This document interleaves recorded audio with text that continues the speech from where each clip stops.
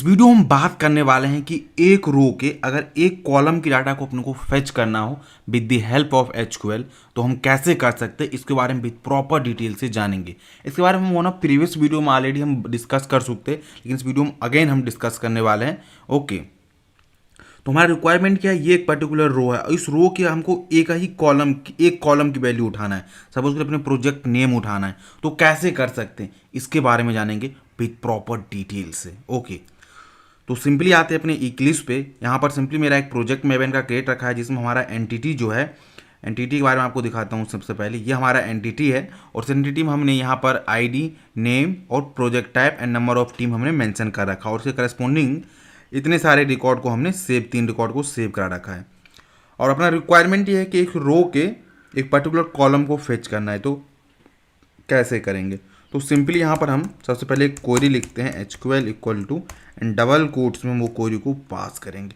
तो इसके लिए यहाँ सिंपली लिखेंगे सेलेक्ट, और कहाँ से अपने को करना है, तो अपने को एंटिटी क्लास से यहाँ पर यूज करना है। एंटिटी क्लास का जो हमारा नेम है वो यहाँ पर यूज करते हैं एचक्यूएल में, ना कि टेबल नेम यूज करते हैं। मैं चीज़ अगेन एंड अगेन रिपीट करता हूँ। ओके, और इसकी एक ही प्रॉपर्टी को करना है, मतलब एक वेरिएबल इक्वल टू क्या होता है, एक कॉलम होता है। यहाँ पर ये वेरिएबल आईडी है तो इसके करस्पॉन्डिंग एक यहाँ पर ये कॉलम टेबल हमारा है। यहाँ पर ये पी नेम है, इसके करस्पॉन्डिंग एक ये हमारा कॉलम है। ओके, तो यहाँ पर हमको ये वेरिएबल नेम उठाना पड़ेगा और हम चाहते हैं कि इस पर्टिकुलर टेबल में से हमको ये नेम चाहिए। ओके, और वहाँ पर हम लेंगे वेयर पी डॉट, और यहाँ पर जो हमारा आईडी दे रखा है ये वाला आईडी, इस आईडी को कॉपी करके यहाँ पर देंगे। ये सब चीज़ें मैं आपको दिखा रहा हूँ प्रैक्टिकली क्वेरी लिखते कैसे, इसके लिए यहाँ पर और यहाँ पर उस पर्टिकुलर क्वेरी का अपनी वैल्यू पास कर देंगे। ओके, तो अपने को किसका रिकॉर्ड उठाना है, अपनी चाहते जिसकी आईडी 1 हो उसकी उठाना है, तो equal to P dot equal to 1 कर देंगे।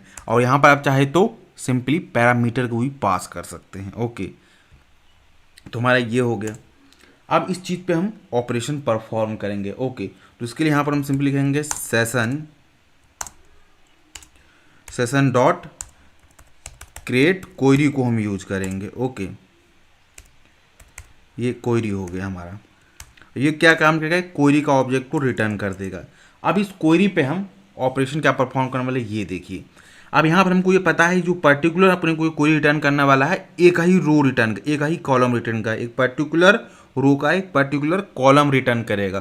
तो वो क्या है, हमने कहा कि जहाँ पर आईडी 1 हो और उसकी क्या करना है, रिटर्न अपने पी डॉट नेम रिटर्न करना है। ओके, तो यहाँ पर सिंपली चेक करेगा इसकी आईडी 1 है और इसकी प्रोजेक्ट नेम क्या है, ट्रैकिंग ऐप है, तो ये अपने को रिटर्न करेगा। इट मीन्स एक ही इसका रिटर्न करेगा ऑब्जेक्ट वैल्यू वेरिएबल। ओके, तो सिंपली यहाँ पर लिखेंगे क्वेरी डॉट यूनिक रिजल्ट लिखेंगे। अब यूनिक रिजल्ट क्यों लिखेंगे, क्योंकि एक सिंगल ही वैल्यू को रिटर्न करने वाला है। अभी हमारा जो पी डॉट नेम है ये किस टाइप का डाटा है, यहाँ पर हम आकर वेरिएबल में चेक करेंगे।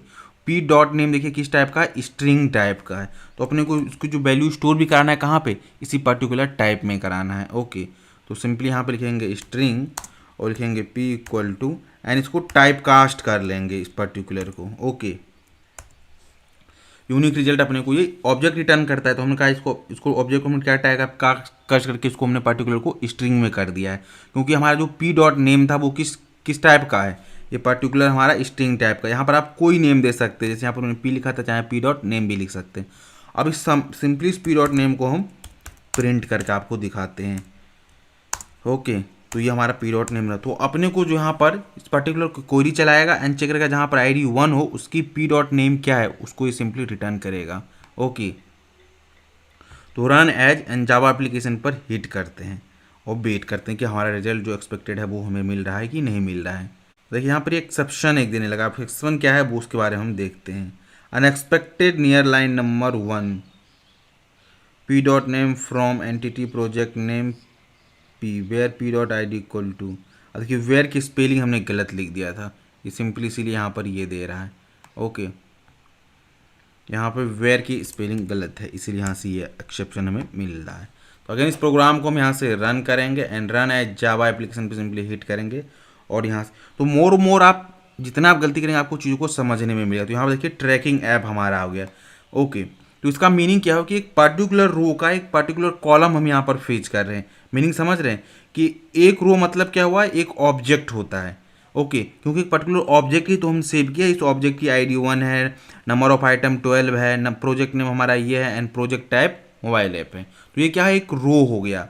रो मीन्स एक ऑब्जेक्ट हो गया, एक ऑब्जेक्ट को हम सेव करते हैं, जावा में उसे हम ऑब्जेक्ट बोलते हैं, और एसक्यूएल में जब आते हैं तो उसको एक पर्टिकुलर रो बोलते हैं। रो ऑब्जेक्ट क्या है, एक रो में कन्वर्ट हो जाता है एसक्यूएल में। उस पर्टिकुलर रो का एक पर्टिकुलर कॉलम को अगर वैल्यू फेच करना हो तो हम इस तरीके से कर सकते हैं। आई होप आपको इस होल कॉन्सेप्ट का मीनिंग समझ आएगा कि कैसे हम एक पर्टिकुलर रो के एक पर्टिकुलर कॉलम की वैल्यू को फेच कर सकते हैं with the help of SQL.